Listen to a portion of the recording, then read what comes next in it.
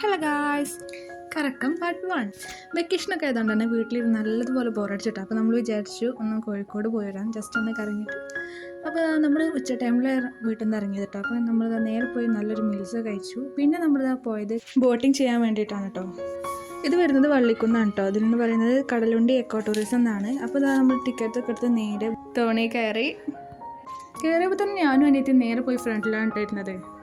പിന്നെ നമുക്ക് എല്ലാവർക്കും ലൈഫ് ജാക്കറ്റ് തന്നിട്ടുണ്ടായിരുന്നു കേട്ടോ. പിന്നെ അങ്ങനെ നമ്മൾ അതൊക്കെ ഇട്ടു. നമ്മളൊക്കെ കാറിലും ബസ്സിലൊക്കെ ഇതുവരെ പോയിട്ടുണ്ടെങ്കിലും തോണി യാത്ര എന്തായാലും അടിപൊളി എക്സ്പീരിയൻസ് ആണ്. നമ്മളിത് അവിടെ നിന്ന് കുറച്ചൊക്കെ ഇങ്ങോട്ട് പോന്നപ്പോഴാട്ടോ ഈ ഒരു സംഭവം കണ്ടത്.